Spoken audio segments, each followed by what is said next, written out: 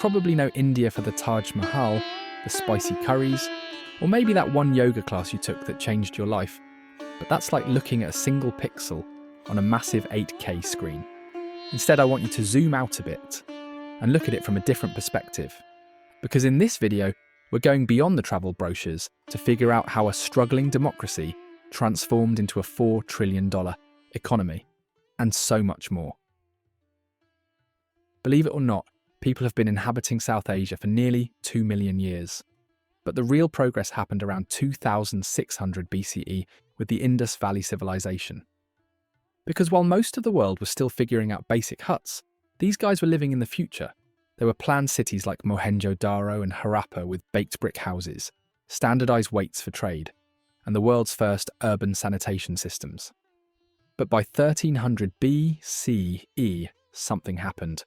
Whether it was climate change or shifting rivers, this massive network of 650,000 square kilometers, or nearly 251,000 square miles, slowly faded away.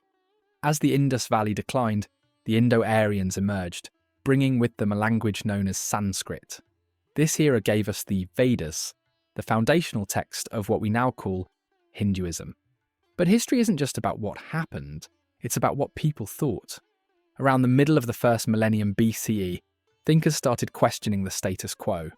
This spiritual startup culture led to the birth of Buddhism and Jainism. So, as you can imagine, it was a time of massive intellectual shifts that still shape how billions of people see the world today. Then came the big shifts. First, the Mauryan Empire unified almost the entire subcontinent. Have you heard of Ashoka the Great? Well, he started as a brutal conqueror, but after a change of heart, converted to Buddhism and spread peace and pillars all over Asia. Fast forward a bit, through a brief cameo by Alexander the Great and the Kushans, we hit the Gupta dynasty in the 4th century. This is widely called the Golden Age of India. And you want to know why? It's because science, math, art, and literature were peaking. So if you're ever wondering about the concept of zero or the Kama Sutra, this era gave you all the answers. As we move into the medieval period, things get complex. It was a kaleidoscope of regional kingdoms, like the Cholas in the south and the Rajputs in the north.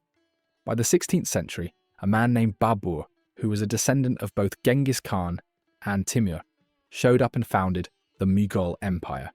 And this changed everything. By establishing a powerful, centralized imperial system, the Mughals fundamentally reshaped India's politics, culture, and economy in ways that still resonate today. Plus, this stability gave later rulers the room to truly innovate. For instance, Babur's grandson, Akbar, became a legend not just for conquering land, but for his masterclass in diplomacy and religious tolerance. That tradition of excellence eventually paved the way for Shah Jahan, who built a tribute you might recognise, the Taj Mahal. But beyond the flashy monuments, the Mughals essentially wrapped the subcontinent in a legacy of incredible art and a rock-solid administrative backbone that held India together for centuries. So, while the Mughals were at their peak, a few European trading ships started docking on the coast, and what started as a business venture for the British East India Company turned into a full-scale takeover. After the Battle of Plassey in 1757, the British started playing a high-stakes game of divide and rule. By 1858, after a massive uprising, the British Crown took direct control. They built railways and telegraphs, sure, but they also extracted trillions in wealth and left the country deeply divided. Finally, after decades of struggle led by icons like Mahatma Gandhi, India gained independence in 1947. The only thing was, it was bittersweet. The subcontinent was partitioned into India and Pakistan, a move that triggered massive displacement and violence. Since then, India has grown from a struggling new democracy into a global tech and economic giant. It's a land where 5,000-year-old traditions live right next door to Silicon Valley-style startups, and we'll get to learn more about that later. For now, let's head over to the country's geography. India is essentially a geological survivor. About 50 million years ago, the landmass was drifting north after breaking away from a supercontinent it shared with Africa and Australia. It eventually slammed into the Tibetan block of Asia with so much force that it pushed the Earth upward, creating the Himalayas. Now, India has a massive area of about 3.3 million square kilometres, or roughly 1.3 million square miles, making it the 7th largest country on the planet. Okay, so the geography starts at the very top with those iconic Himalayas, the highest mountain range in the world, which acts like a giant wall separating the subcontinent from the rest of Asia.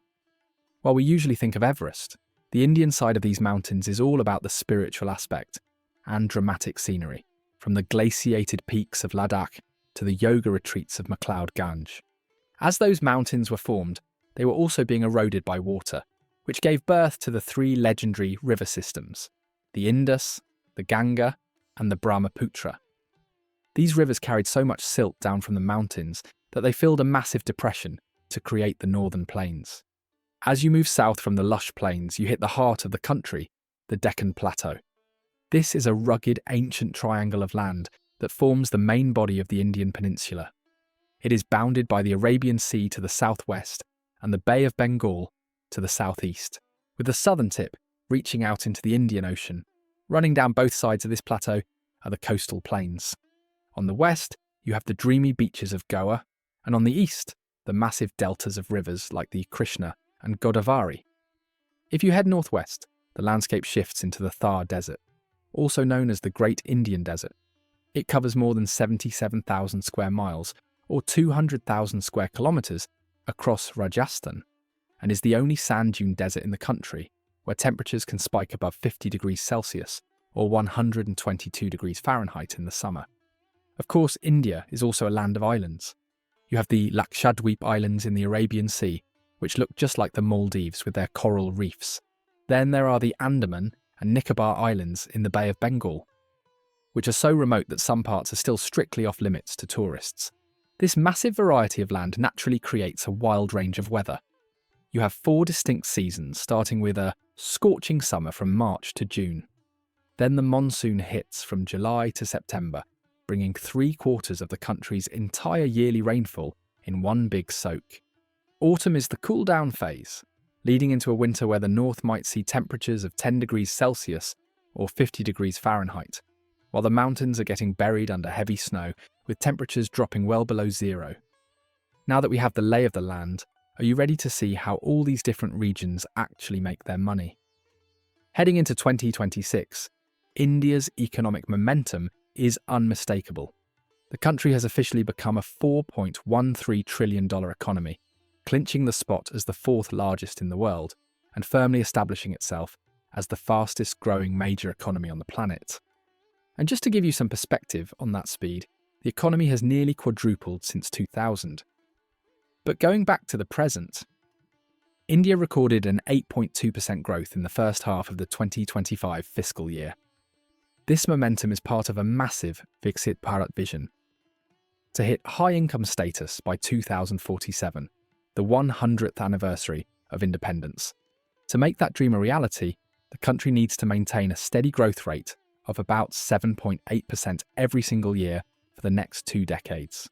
Besides this, we're also seeing a historic victory in the fight against poverty, with extreme poverty levels plummeting from 16.2% in 2011 to roughly 1% to 2.3% today, changing millions of lives in just over a decade. Now, if you think 2025 was impressive, 2026 is going to be more epic, because India's IT spending is projected to soar past $176 billion, marking a double-digit growth rate that outpaces the global average. So remember when I said earlier that India's a global tech hub? Well, the big story for 2026 is the explosion of deep tech, where artificial intelligence, robotics, and semiconductor design move from labs into the real world. In fact, India's data center capacity is expected to nearly double by 2026 to keep up with the massive demand for AI-optimized processing. We're talking about Agentic AI. These are systems that don't just chat with you, but actually make decisions and initiate actions in healthcare, logistics, and finance.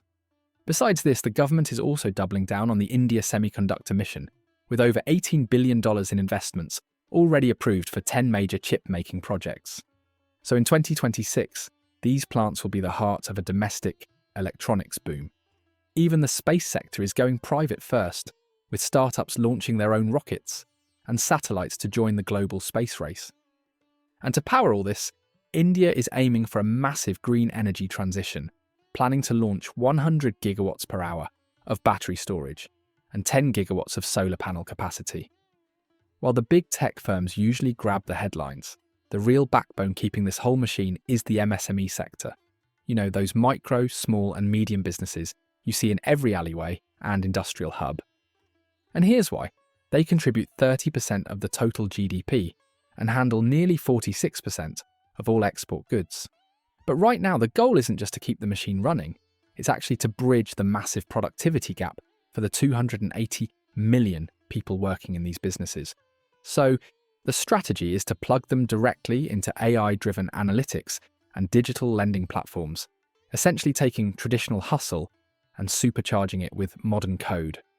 Of course, the engine still needs a few more software updates to hit full capacity. The most critical being the push to raise female labour force participation from roughly 35% to 50%. If the country can successfully bring that untapped talent pool into the fold, the trajectory becomes even more unstoppable. Now, looking at the big picture, it's clear that India has stopped just reacting to global trends and has started actively writing the script for the future of technology. But we can't talk about the rise of India without talking about the 1.4 billion people who live here. Imagine walking down a busy street in India for the first time. The first thing you're going to notice isn't the traffic or the colours, but the namaste.